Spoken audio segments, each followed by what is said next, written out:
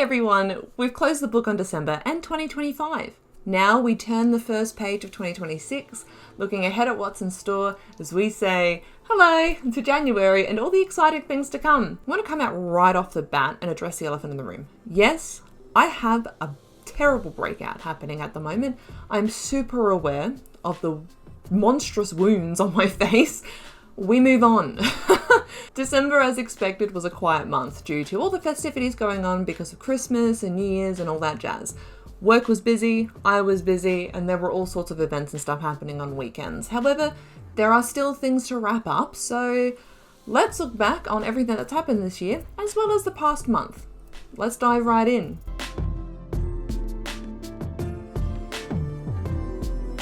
December 2025 saw 3 books published, including a book review on The Alchemist by Paulo Coelho, which I read back in 2018, as well as a series review for Throne of Glass by Sarah J. Maas. I also reviewed Fourth Wing by Rebecca Yarros, starting the reviews for the Empyrean series. Both the throwback book review and the series review were also recorded as videos published on the Tail Inferno YouTube channel, so go check them out if you haven't and you're interested. Again, like the month before, no standalone blogs or vlogs, but work is being done to have this going in 2026. The story analysis of the Dragon Age series also continued, with 2 more episodes published to the Tail Inferno YouTube channel, as we continue the journey in Dragon Age Origins. I'm really looking forward to continuing this in 2026, as well as jumping into more games to analyse more incredible stories. I'll get into this more later in this wrap-up.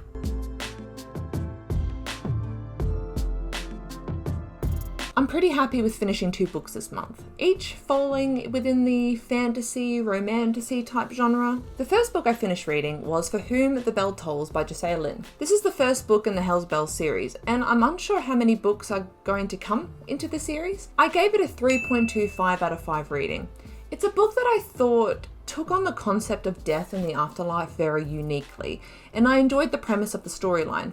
However, this is definitely not a book for young eyeballs, with some scenes, damn. Romantasy lovers are very well treated in this book. I also got myself the second book in the Fae and Alchemy series by Callie Hart this month, Brimstone. So once I finished For Whom the Bell Tolls, I jumped right into it and very happily finished it. Just like For Whom the Bell Tolls, I gave this book a 3.25 out of 5 rating. This was a really good follow-up to Quicksilver, and I enjoyed the inclusion of the omniscient narrator being gifted with 2 points of view in this installment. All in all, a nice way to get through December by completing these 2 enjoyable romantasy books. And now I'm finally getting myself into Alchemized by Senlin Yu, which is lining up to be my first book to finish in 2026.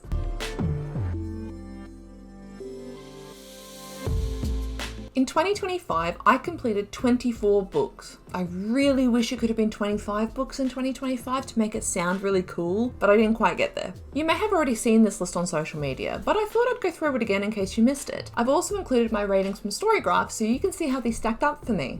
Before I list them all though, disclaimer, as you very well know at this point, I am terrible at pronunciation, so to all the authors that I reference, I apologise if I pronounce your name wrong. So in 2025, I finished reading Dragon Age to Winter Nights by a range of different authors. It's a collection of short stories, and honestly, it is so good.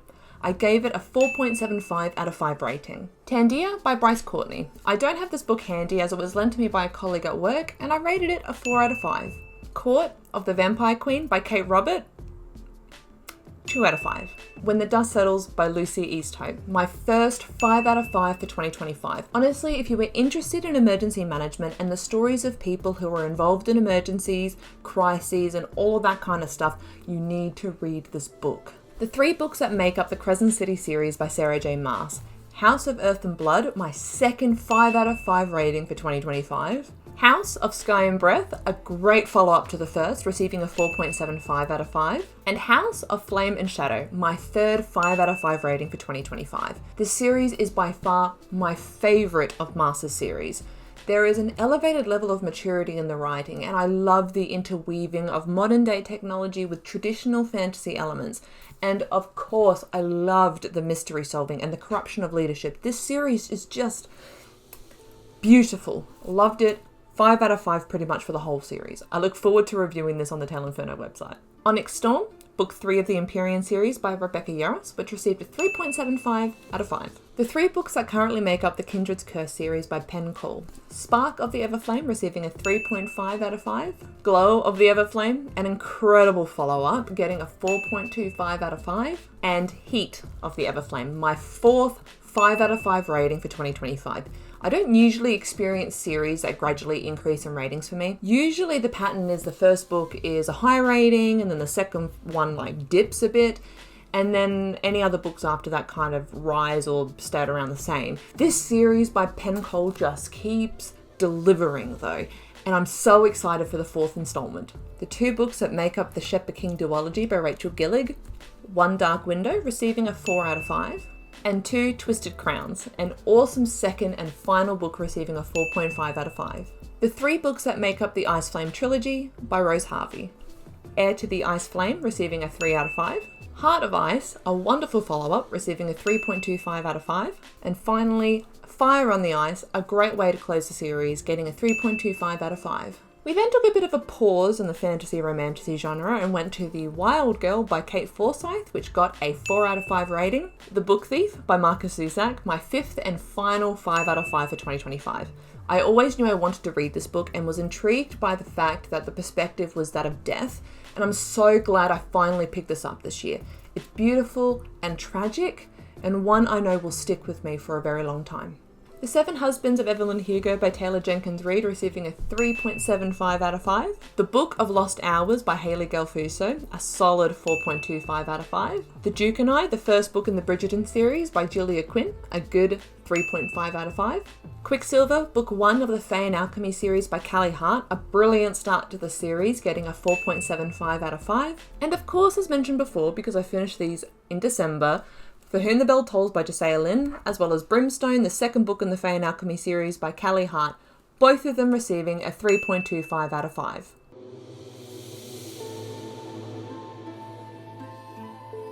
Alrighty, quick scene change after I put all of those books back into the bookshelf, so that probably now looks all a little bit different. If you followed along on social media, you would have seen me open a book from the Book Grocer's Fiction Book Advent Calendar each day in December. This was so much fun, and the plethora of books I now have are all going to be on my list to read in 2026. So in case you missed it, here are the books I opened in December as part of this Advent Calendar, listed in the order I opened them. And look, again, as I said before I start listing them, to all the authors that I reference, I apologise if I pronounce your names incorrectly. So, day 1 was Prisoner by S.R. White. Day 2, The Messenger by Megan Davies. Day 3, The Family Chow by Lan Samantha Chang. Day 4, While Paris Slept by Ruth Jewett. Day 5, Perception by Terry Fleming. Day 6, 50 Minutes by Carla Jenkins. Day 7, All the Other Mothers Hate Me by Sarah Harmon. Day 8, And He Shall Appear by Kate Vanderborg. Day 9, Portraits at the Palace of Creativity and Wrecking by Hans Smith. Day 10, The Foghorn Echoes by Danny Ramadan. Day 11, The Daughters of Madurai by Rajashree Variya. Coming in halfway on day 12 was Flappy Investigates by Santa Montefiore. Day 13, HHHH by Laurent Binet. And on day 14, Day 1 by Abigail Dean. Day 15, The Morning Side by Taya Aubrey. Day 16, Storm Tide by Wilbur Smith. Day 17, The Phoenix Crown by Kate Quinn and Janny Chang. Day 18, The Silence Factory by Bridget Collins.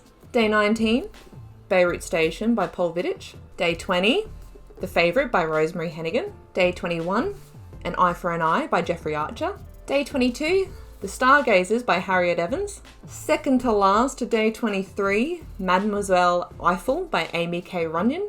And finally, the last book opened as part of this Advent Calendar, day 24, Conversations with Friends by Sally Rooney. I am looking forward to working my way through each of these in 2026, and I'm hopeful I can get through all of them. I will note that I may not read these in order, but we'll see. It might help keep me on track. I also have a bunch of other books that I've received either as gifts or that I purchased from authors at conventions earlier this year that I really want to get into in 2026. So it looks like I'm going to be pretty busy in the reading space, and I'm super excited and I can't wait to go on this journey with you all.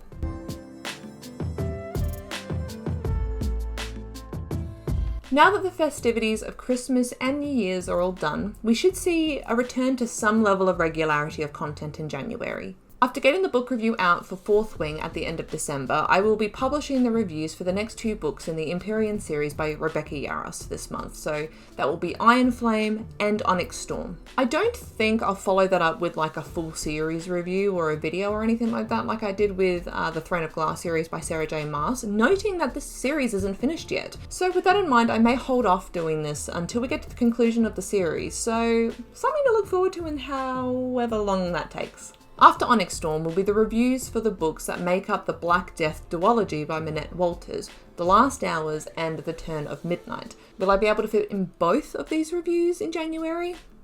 Guess we'll wait and see. And for those who have been enjoying my throwback book reviews, I may sneak 1 or 2 in this month if I have the time. Our story analysis journey in Dragon Age Origins will continue in January, with episode 10 already available on the YouTube channel. A nice little way to kick off the new year. On that note, I do plan on trying to jump into another game as well this month. Keyword there, try. So I can do a dual first time playthrough and story analysis combined. So make sure that you subscribe to the YouTube channel so that you don't miss it. January will also be the month that I will endeavour to get the first kind of standalone blog, or 2 of them, out, which will be 101s on some basic skills in writing, namely the use of some punctuation. So if you're looking to level up your skills and knowledge in this space, keep an eye out for this. You may have also seen the reel I published on social media on my first impression on the book I had started reading, Alchemized by Senlin Yu. This is something new I thought I'd try. So I could share my first impression before heading into a book, and then once I'm done, I'll come back with a raw, unfiltered response to how I feel after finishing the book. With how I'm tracking with Alchemized, I should be getting the after feelings on social media sooner rather than later, and with how it's going, I have a feeling it's going to be emotional. And I would love to hope that it's a happy kind of emotional, but somehow where I'm at the moment, I just can't see this happening with how things are going. But what's coming out in 2026 in general? Well, a lot. Or I should say, hopefully, a lot. I've got a huge to-be read list for 2026, which means my list of books to review on Tale Inferno is going to continue to grow, with 12 that I read back in 2024 also on that list. Let's just say I've got plenty of content to get through just with books, let alone everything else. And what do I mean by everything else? Well, obviously there are other video games I'd really like to play and deep dive into the stories on this channel. I absolutely adore the Dragon Age series, and I'm so looking forward to getting into Dragon Age 2, Inquisition, and the Veilguard. But there's also so many other games that I want to revisit, like I'm doing with Dragon Age, such as the Mass Effect series, the Assassin's Creed series, and the first Red Dead Redemption game, just to name a few. But there's also a ton of games I haven't played at all, or I started playing but never got around to finishing, that I also want to jump into. This includes Outer Worlds, Clair Obscur Expedition 33, Red Dead Redemption 2, and so many more. Outside of gaming, there's also the throwback book reviews I've got in my pocket. There's a number of books I reviewed on the previous Tale Inferno I know I won't go back to reading, but I still want to give them their time to shine. And then there's all the blogs and vlogs that I want to do on writing, linguistics, and a whole lot more. Let's just say I'm so excited for what's in store in 2026, and I can't wait to share it all with you and ignite the story together. So if you want to keep up to date with what's happening on Tale Inferno this year, follow on social media, subscribe to the YouTube channel, and check out Tale Inferno on both Storygraph and Goodreads. And with all that said and done, we finish this wrap up for December and 2025. So long, farewell, and hello to 2026. Until next time, see ya!